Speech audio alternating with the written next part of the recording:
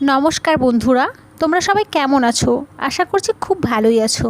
তো চলো আমাদের আজকের গল্পটিকে শুরু করছি। শ্বশুরমশাই সুযোগ পেলেই আমার কাছে আসার চেষ্টা করত। আমি স্বামীর কাছে অভিযোগ করলে সে বলতো আমার বাবা একটু মডার্ন টাইপের। একদিন আমার স্বামীকে কাজের জন্য শহরের বাইরে যেতে হয়, আর সেই রাতেই সুযোগ বুঝে শ্বশুর ও তার বন্ধুকে নিয়ে সারা রাত আমার সাথেই। আমার নাম বিনা। আমার স্বামী নিজের বাবার সাথে সব সময় বন্ধুর মতো আচরণ করত। তার উপরে আমার শ্বশুরকে দেখতে খুবই কম বয়স্ক বলে মনে হতো। আমার স্বামী নিজের বাবার সাথে সমস্ত ধরনের কথা শেয়ার করত। আমার স্বামী আমার সমস্ত পিকচার আমার শ্বশুরকে সেন্ড করতে থাকতো। আমার শ্বশুর খুবই অদ্ভুত টাইপের মানুষ। তিনি আমার সাথেও ফ্রেন্ডলি বিহেভ করার চেষ্টা করতেন। আমি যখনই আমার স্বামীর কাছে শ্বশুরের ব্যাপারে নালিশ করতাম, তখনই ও আমাকে বকে দিত আর বলতো আমার বাবা খুবই ভালো মানুষ। আর এই ভাবনাটাই আমার স্বামীর সবচেয়ে ভুল ভাবনা ছিল। একদিন আমার শ্বশুর আমার সাথে এমন কিছু করলো যার ব্যাপারে শুনলে বন্ধুরা তোমাদের সকলের গায়ের লোম খাড়া হয়ে যাবে। কেননা একদিন আমার শ্বশুর তার বন্ধুদের নিয়ে আমার সাথে। আমি একটি মিডিল ক্লাস ফ্যামিলির মেয়ে। আমাদের ফ্যামিলির সবাই খুব সংস্কারী, তাই আমিও খুব সংস্কারী ছিলাম। আমি কখনো বিনা কারণে বাড়ি থেকে বের হতাম না। সব সময় আমি আমার প্যারেন্টসের সাথে বাড়ি থেকে বাইরে বের হতাম। আমরা 3 বোন আর 2 ভাই ছিলাম। সমস্ত ভাই বোনেদের মধ্যে আমিই বড় ছিলাম, তাই বিয়ের নম্বরও আমার প্রথমেই এলো। আমি খুব বেশি সুন্দরী হওয়ার কারণে যেখানেই যেতাম সেখানে যে কেউ আমাকে দেখলেই পছন্দ করে নিত। কেননা আমি খুব সিম্পলভাবে থাকতাম, কখনো বেশি মেকআপ করতাম না। মেকআপ ছাড়াও আমাকে দেখতে খুব সুন্দরী লাগতো। লোকজন বলতো যখন তোমার বিয়ে হবে আর তুমি পুরো মেকআপ করবে তখন তুমি এক টুকরো চাঁদের থেকে কম লাগবে না। আমি সব সময় চুড়িদার পরে থাকতাম। বাড়ির লোকেরা কখনোই আমাদের মেয়েদের খুব বেশি ফ্রিডম দেয়নি, আর না তো কখনো আমাদের ফ্যাশনেবল ড্রেস পরতে দিত।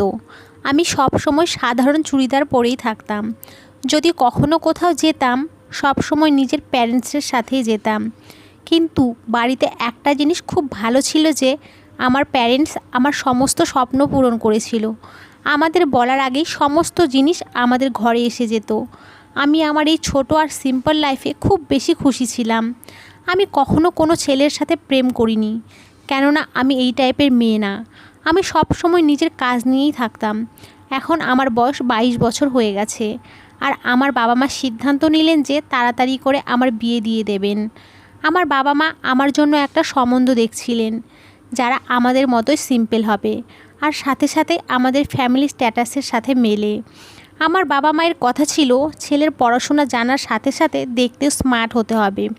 কেননা আমার বাবা মা চাইতেন যে আমার বিয়ে এমন কোনো ছেলের সাথে হোক যে দেখতে ভালো নয় আর না তো বেশি পড়াশোনা জানে।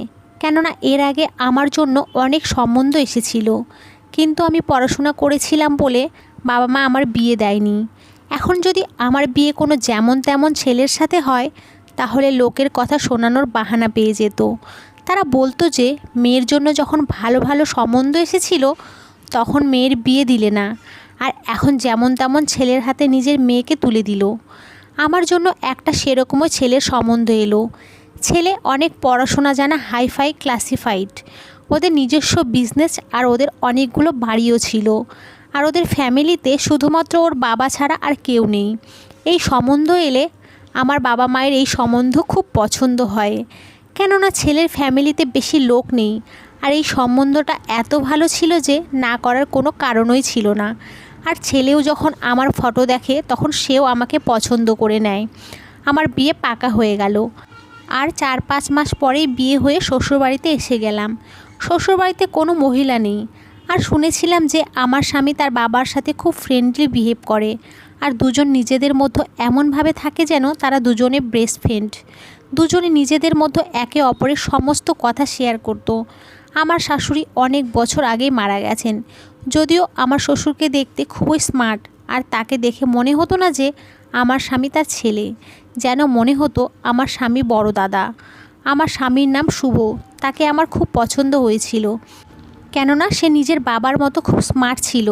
আমার শ্বশুর সব সময় সেজে গুজে থাকতেন, তিনি ছেলের কারণে দ্বিতীয় বিয়ে করেননি, কারণ তিনি মনে করতেন তার দ্বিতীয় স্ত্রী তার ছেলেকে নিজের মায়ের মতো ভালোবাসা দিতে পারবে না। সেই কারণে তিনি আর বিয়ে করেননি। আমার স্বামীর ব্যবহার খুব ভালো। সে আমেরিকাতে থেকে পড়াশোনা করত। পড়াশোনা শেষ হওয়ার পরে সে এখানে কলকাতাতে নিজের বিজনেস সেট করে নেয়। যখন বিয়ে হয়ে আমি শ্বশুরবাড়িতে এলাম, তখন দেখলাম আমার শ্বশুর আমার সাথে খুবই ইয়ার্কি ফাজলামি করেন। তিনি সবচেয়ে বেশি ইয়ার্কি আর ভালোবাসা নিজের ছেলেকেই করতেন। আমার শ্বশুর কাজের জন্য বেশিরভাগ সময় গোয়াতেই থাকতেন। শুনেছি গোয়াতে তাদের একটা বাংলো আছে, আর শ্বশুর সেই বাংলোতেই থাকতেন।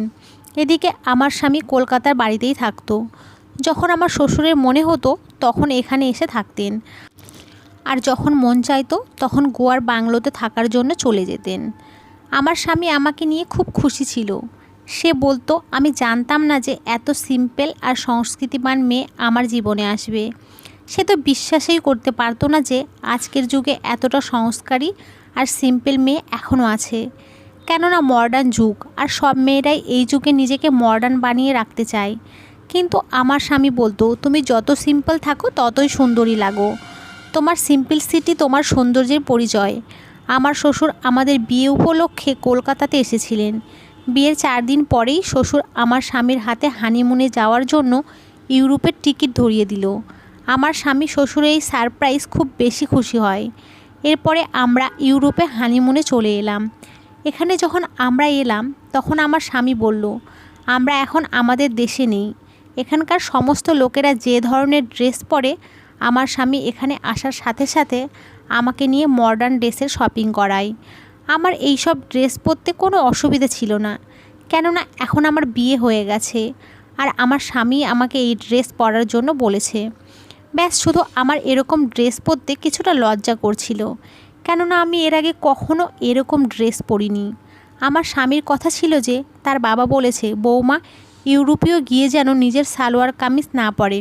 ওকে বুঝিয়ে দিস যে ইউরোপের সমস্ত লোকেরাই মডার্ন টাইপের ড্রেস পরে, আর তুই তাকে এরকম কাপড়ের শপিং করাতে নিয়ে যাস।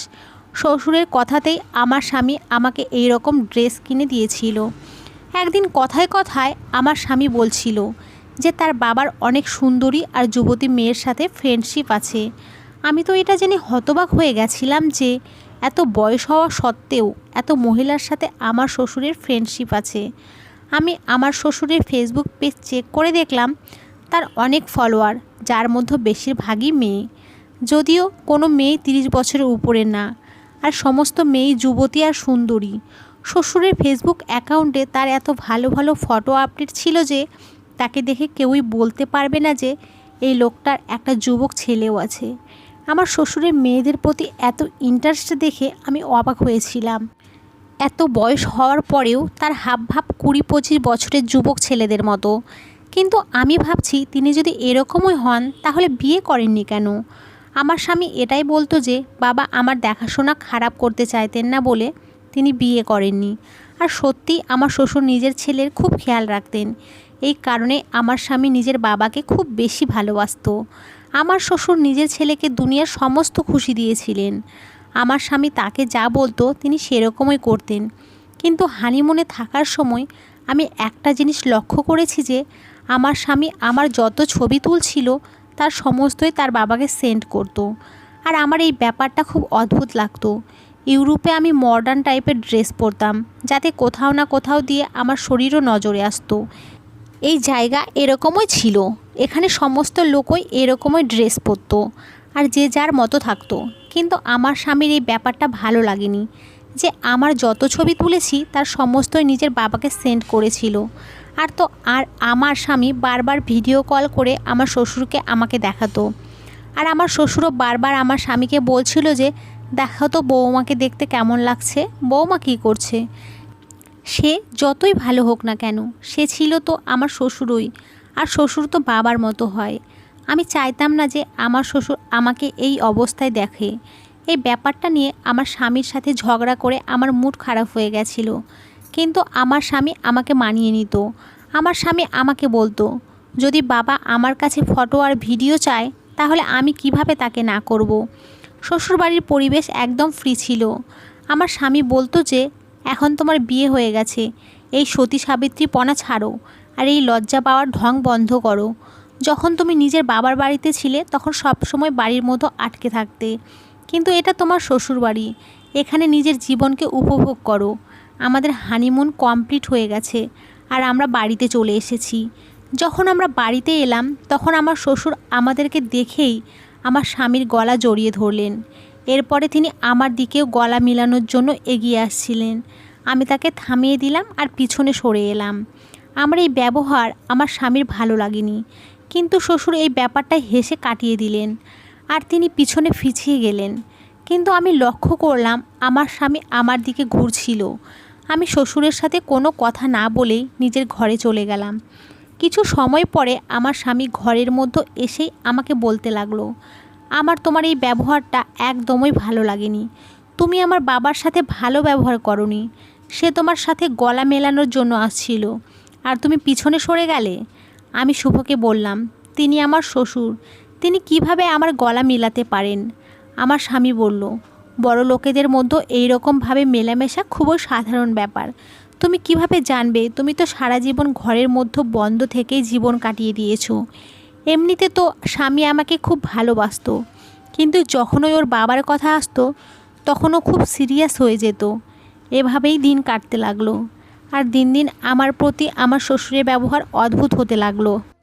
এই অবধি তো ঠিকই ছিল যে আমার স্বামী সমস্ত কথা তার নিজের বাবার সাথে শেয়ার করত, কিন্তু অবাক তো আমি তখন হয়েছিলাম যখন জানতে পারলাম আমার স্বামী আমাদের স্বামী স্ত্রীর মধ্যে হওয়া সব কিছুই নিজের বাবার সাথে শেয়ার করেন। এটা হয়তো আমার স্বামীর জন্য কোনো বড় ব্যাপার ছিল না, কিন্তু আমার জন্য এটা অনেক বড় ব্যাপার ছিল।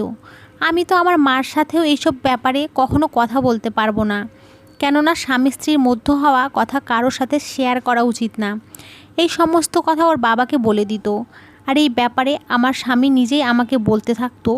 ও যখন আমাকে বলতো, আমি তোমার এই কথা বাবাকে বলেছি আর বাবা তোমার কথা শুনে এই রকম রিয়াকশন দিয়েছে, আমি এইসব কথায় খুব রেগে যেতাম। আমার এই ব্যাপারটা একদমই ঠিক বলে মনে হতো না। এখন তো ধীরে ধীরে শ্বশুরের ব্যবহার আমার আরও বেশি অদ্ভুত মনে হতে লাগলো, কেননা আমি শুনেছিলাম যে আমার শ্বশুর বেশিরভাগ সময় গোয়ার বাংলোতেই থাকতেন, কিন্তু যেদিন থেকে আমার বিয়ে হয়েছে সেদিন থেকেই তিনি এই বাড়িতেই থাকতে শুরু করেছেন। তিনি তো এখান থেকে যাওয়ার নাম অবধি করছেন না, আর সব সময় আমার কাছে আসার চেষ্টা করতেন। ইয়ার্কি ফাজলামি করতে করতে আমার সাথে খুব খারাপ খারাপ কথা বলতেন, যেটা শোনার সাথে সাথেই আমি লজ্জায় পড়ে যেতাম। আমি যখন আমার স্বামীকে নিজের শ্বশুরের ব্যবহারের ব্যাপারে বলতাম, তখনও বলতো আমার বাবা মডার্ন, আর বড় লোকেদের সাথে মিশে মিশে তার অভ্যাস এই রকমই হয়ে গেছে। এটা তো তোমার কপাল ভালো যে আমার বাবা অন্যান্য শ্বশুরের মতো তোমার উপরে কোনো বিধিনিষেধ লাগিয়ে রাখেনি। তুমি এত ভালো শ্বশুর পেয়েছো, তো তাই তো তোমার এসব সহ্য হচ্ছে না। এসব কারণে আমার মনে হতো আমার স্বামী কখনোই আমার কথা বিশ্বাস করতো না, আর সব সময় নিজের বাবার সামনে আমাকে ভুল প্রমাণ করতে থাকতো। আমার সঙ্গে বারবার একটাই কথা বলতো, হাই স্ট্যাটাসের লোকেরা এই রকমই হয়। আমি তো মিডিল ক্লাস ফ্যামিলির মেয়ে ছিলাম, আমরা কখনোই এতটা কাছাকাছি হতাম না। আমাদেরও বড় লোকেদের সাথে মেলেমেশে ছিল, কেননা আমাদের বেশিরভাগ আত্মীয় স্বজনই ধনী। মাঝে মাঝে আমার মনে হতো আমার স্বামীর আমার সম্মানের কোনো পরোয়াই নেই।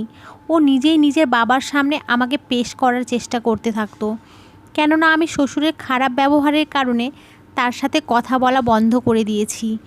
আমার স্বামী বলতো, আমার বাবার এই বাড়িতে থাকা অবস্থায় কখনোই যেন এই রকম মনে না হয় যে তুমি তার সাথে কথা বলছো না। যদি এরকম হয় তাহলে আমার থেকে খারাপ কেউ হবে না। আমি এখানে বিয়ে হয়ে আসার পরে খুবই বড় সমস্যায় ফেঁসে গেছি। একদিকে শ্বশুরের ব্যবহার আমার পছন্দ হতো না, আর অন্যদিকে আমার স্বামী আমার কোনো কথাই বুঝতে চাইতো না। প্রথম প্রথম আমার স্বামীর ব্যবহার আমার সাথে ভালোই ছিল, কিন্তু যখনই ওর বাবার কথা আসতো তখনও আমাকে খুব অপমান করতো। একদিন তো আমরা একটা বিয়েতে গিয়েছিলাম, আর ওখানে তো আমার শ্বশুর সমস্ত সীমা পার করে দিয়েছিল। আমার শ্বশুর নিজের বন্ধুদের সঙ্গে আমার পরিচয় করালো। আমার শ্বশুরের বন্ধুরাও তার মতোই পুরো যুবক টাইপের দেখতে। আমার শ্বশুর বারবার নিজের বন্ধুদেরকে আমাকে দেখাচ্ছিল। আমার এইসব একদমই পছন্দ হচ্ছিল না। তাই আমি আমার স্বামীকে বললাম যে দেখো, তোমার বাবা তার বন্ধুদেরকে বারবার আমাকে দেখাচ্ছেন আর কিচ্ছু বলছেন। তার লজ্জা হচ্ছে না নিজের বৌমাকে নিজের বন্ধুদের দেখাতে? আমার স্বামী বলল, শুরু হয়ে গেলে। সে বলল, বিনা প্লিজ তুমি পুরনো যুগের চিন্তাধারা থেকে বের হও। আমরা প্রথমবার বিয়েতে এসেছি, কেউ তোমাকে চেনে না, তাই তো বাবা সবাইকে তোমাকে চিনিয়ে দিচ্ছেন। আমি আমার স্বামীকে যাই বলতাম না কেন, ওর কানে আমার কথা ঢুকতোই না। আমার এখন ভিতরে ভিতরে ভয় করতে শুরু করেছে, কেননা আমি বুঝতে পারছি যে আমার স্বামী নিজের বাবাকে যতটা ভালো মনে করে তিনি সেরকম একদমই না। কখন কার উদ্দেশ্য বদলে যায় আমরা বুঝতেও পারি না।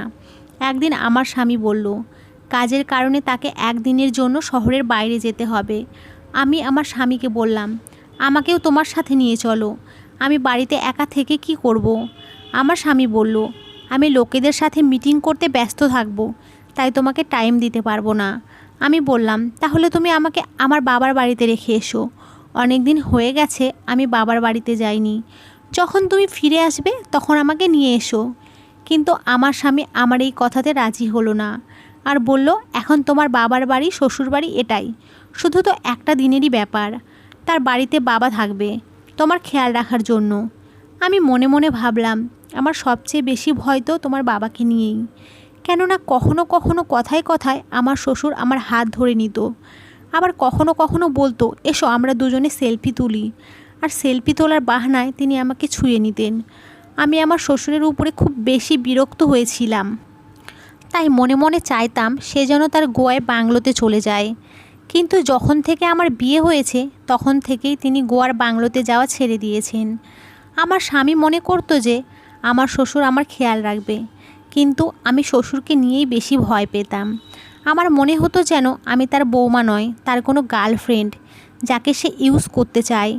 কিন্তু আমি পরিষ্কার শব্দে আমার স্বামীকে বলতেও পারছিলাম না, কেননা আমি জানতাম এতে আমার স্বামী আমার প্রতি বিরক্ত হয়ে যাবে।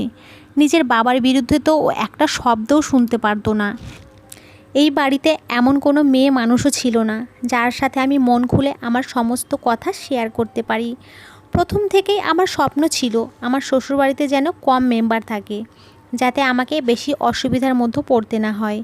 কেননা আমি শুনেছিলাম যে শ্বশুরবাড়িতে যত লোক থাকবে তত বেশি ঝামেলা বাড়ার সম্ভাবনা থাকে। কিন্তু আজকে আমার মনে হচ্ছিল যে শ্বশুরবাড়িতে মেম্বার এতটাও কম হওয়া উচিত নয় যে আপনি একদম একলা হয়ে যান। আমার মনে হতো যে এই সবের জন্য সবচেয়ে বেশি দায়ী আমার স্বামী, কারণ তার আমার কথা বোঝা উচিত ছিল, আমার কথা শোনা উচিত ছিল। আর হয়তো এটা তার সবচেয়ে বড় ভুল ছিল যে সে আমার সমস্ত রকমের ফটো আর ভিডিও নিজের বাবাকে সেন্ড করত। এমনকি আমার স্বামী আমাদের সমস্ত নিজস্ব পার্সোনাল কথাও নিজের বাবাকে শেয়ার করত। মানলাম যে বড় লোকদের স্ট্যাটাস কিছুটা হাই হয় আর তাদের বাড়ির পরিবেশও ফ্রি হয়, কিন্তু এতটাও ফ্রি হওয়া উচিত না যে বাপ ছেলের মধ্যে কোনো পার্থক্যই থাকবে না। আর হয়তো আমার স্বামীর এইসব ব্যবহারের কারণেই আমি আমার ইজ্জত হারিয়ে ফেলি। আমার স্বামী যখন শহরে চলে যাচ্ছিল তখন আমার খুব অদ্ভুত ভয় অনুভব হচ্ছিল যে আজকে বাড়ির মধ্যে খারাপ কিছু না হয়ে যায়। তাই আমি আমার স্বামীর হাত ধরে বললাম, প্লিজ আমাকেও তোমার সাথে নিয়ে চলো। সে বলল, বিনা তুমি শুধু শুধু এত বেশি টেনশন করছো, যদি কোনো প্রবলেম হয় তাহলে তুমি আমাকে ফোন করে দিও। আমি নিজে তো আসতে পারবো না, কিন্তু আমার এক বান্ধবী কিছুটা দূরেই থাকে, ও তোমার কাছে চলে আসবে। আমি আমার স্বামীকে বললাম, শুভ, আমার খুব অদ্ভুত কিছু অনুভব হচ্ছে, আমার মনে হচ্ছে যে খারাপ কিছু হতে যাচ্ছে। শুভ আমার গলা জড়িয়ে ধরলো আর বলতে লাগলো, তুমি চিন্তা করো না, ব্যাস একটা দিনেরই তো ব্যাপার, আমি কালকেই দুপুরে বাড়িতে চলে আসব। কথা বলেই আমার স্বামী চলে যেতে লাগলো, আর আমার হৃদয়ের ধুকধুক বেড়ে গেল। আমার এরকম মনে হচ্ছিল যেন খুব বড় প্রবলেম আসতে চলেছে। আমার স্বামী তো চলে গেছে, কিন্তু আজকে না জানি কেন আমার কিছুই ভালো লাগছিল না। তাই আমি নিজেকে কোনো কাজে ব্যস্ত রাখতে চাইছিলাম, যাতে এসব অদ্ভুত অদ্ভুত খেয়াল আমার মাথা থেকে বেরিয়ে যায়।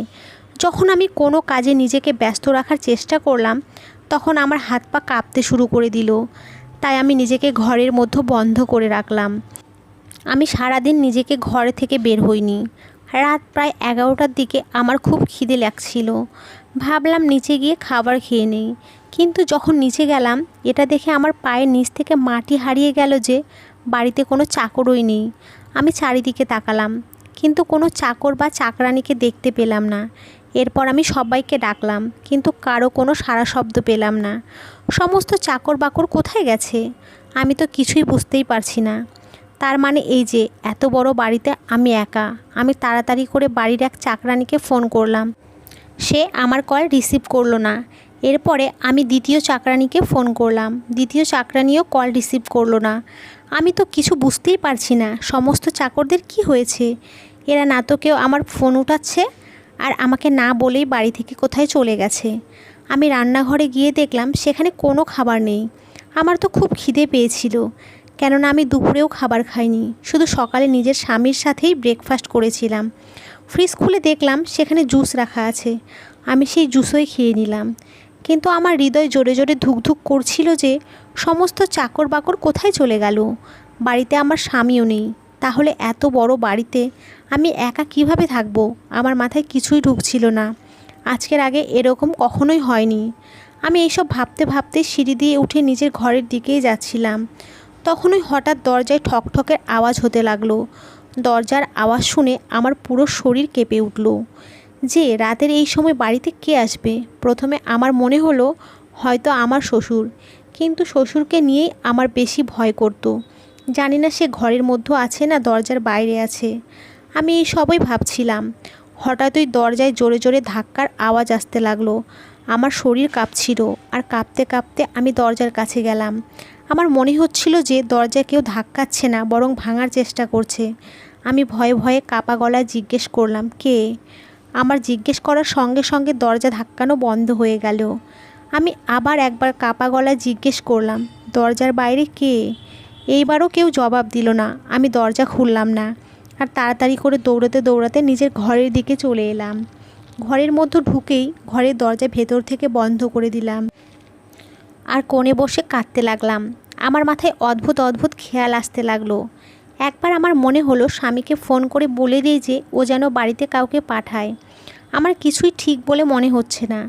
কিন্তু এর আগে আমি ফোন করতাম, তখনই আমাদের ঘরের ব্যালকানিতে কারো লাফিয়ে পড়ার আওয়াজ এলো, আর আমি তাকিয়ে ব্যালকানিতে কারো ছায়া দেখতে পেলাম, যেটা দেখে তো আমার হুঁশ গেল।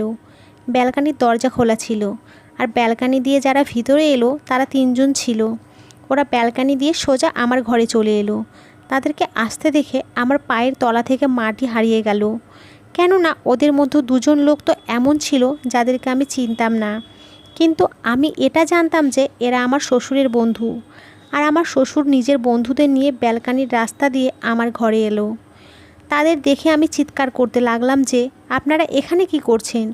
এইভাবে ঘরের মধ্যে কেন ঢুকছেন? আমি শ্বশুরকে বললাম, বাবা, এটা কি ধরনের ব্যবহার ঘরের মধ্যে ঢোকার?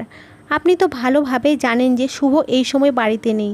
আমার আওয়াজ কাঁপছিল। আমার শ্বশুর হাসতে হাসতে বললেন, হ্যাঁ, আমি ভালোভাবেই জানি বৌমা যে শুভ বাড়িতে নেই, তাই তো নিজের বন্ধুদের নিয়ে এখানে এসেছি। আমার শ্বশুর বললেন, শুভ থাকতে তোমার সঙ্গে বেশি কথাবার্তা বলার সুযোগ পেতাম না। আর আমি যখন বন্ধুদেরকে বিয়েতে তোমাকে দেখালাম, তখন ওদের তোমাকে খুব পছন্দ হয়ে যায়, আর এরাও তোমার সঙ্গে কথাবার্তা বলতে চায়। আজকে শুভ কাজের জন্য বাইরে গিয়েছে, সেই কারণে আমি ভাবলাম যে আমাদের সবার তোমার সঙ্গে দেখা করে নেওয়া উচিত। আমার শ্বশুর খুব মিষ্টি করে এই সমস্ত কথা বলছিল, কিন্তু তার বলার ধরন এতটাই জঘন্য ছিল যে আমার অন্তরাত্মা অবধি কেঁপে উঠল। আমি ভয়ে ভয়ে নিজের পা পিছনে করছিলাম। আমার মাথা কাজ করা বন্ধ করে দিয়েছে। হঠাৎ আমি পিছন দিকে দৌড়াতে লাগলাম, আর তারা আমার দিকে এগিয়ে আসতে আসতে না জানি কী কথা বলছিল, যেটা আমি কিছুই বুঝতে পারিনি। যে জিনিসটাতে আমার ভয় ছিল সেই জিনিসটাই আজকে আমার সামনে দাঁড়িয়ে। কখনো কখনো আমরা এরকমই মনে হতো, আমার স্বামী যে আমার সৌন্দর্যের গুণ গেয়ে বেড়াতো, আর আমার সমস্ত ভালো মন্দ কথা নিজের বাবাকে শুধুমাত্র এই কারণেই বলতো যে সে তার বাবা কম, বন্ধু বেশি ছিল। আমার আগে থেকেই ভয় ছিল একদিন এই রকম কিছুই না হয়ে যায়, যার পরে আমি কাউকে মুখ দেখানোর পরিস্থিতিতে থাকবো না। আর আজকে এই লোকেদের আসার ধরন, তাদের কথা বলার ধরন আমাকে সত্যিটা দেখিয়ে দিয়েছিল। আমি সিদ্ধান্ত নিয়ে নিলাম যে আমি কোনো অবস্থাতেই নিজের ইজ্জত খারাপ হতে দেব না। আমি তাড়াতাড়ি করে দরজার দিকে দৌড়তে লাগলাম। আমি ভেবে নিয়েছি যে বাড়ি থেকে বেরিয়ে লোকেদের সামনে এদের সত্যটা প্রকাশ করে দেব, যে এই লোকটা আমার স্বামীর অবর্তমানে আমার সাথে কি করার চেষ্টা করছিল। হয়তো তারা আমার দৌড়ানো দেখে আমার উদ্দেশ্য বুঝতে পেরে গেছিল, এই কারণে আমার শ্বশুরের এক বন্ধু দৌড়ে এসে আমাকে ধরে নিল। আমি সেই লোকের হাত থেকে নিজেকে ছাড়ানোর চেষ্টা করতে লাগলাম। আমার শ্বশুরও বলল, আরে আরে পালাচ্ছ কোথায় বৌমা, এখনও তো আমরা তোমার সাথে কিছুই করিনি।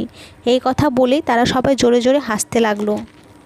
আমি আমার শ্বশুরকে বললাম যে প্লিজ ভগবানের দিব্যি আমার ইজ্জত নষ্ট করবেন না। আমি আপনার ছেলের বউ, আপনার বৌমা, আপনার মেয়ের সমান। আর আপনি নিজের মেয়ের ইজ্জতের সাথে কিভাবে খেলতে পারেন?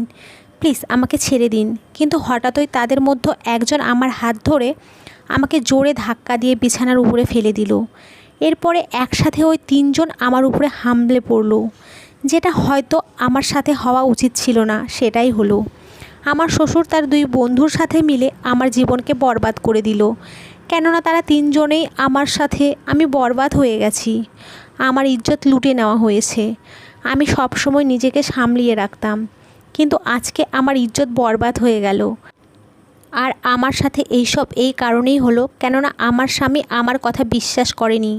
আমি অনেকবার তাকে বলার চেষ্টা করেছিলাম যে তোমার বাবার ব্যবহার আমার দিকে একদমই ভালো না, কিন্তু আমার স্বামী আমার কথা বুঝতেই চাইতো না। আমার চোখের জল বন্ধ হচ্ছিল না। শ্বশুর বাবার সমান হয়, বৌমারা শ্বশুরের সেবা যত্ন করে, কিন্তু আমার শ্বশুর আমার ইজ্জত তার বন্ধুদের সাথে মিলে ধ্বংস করে দিয়েছে। আমি বুঝতে পারছিলাম না যে আমি কোথায় গিয়ে নিজের মুখ লুকাবো।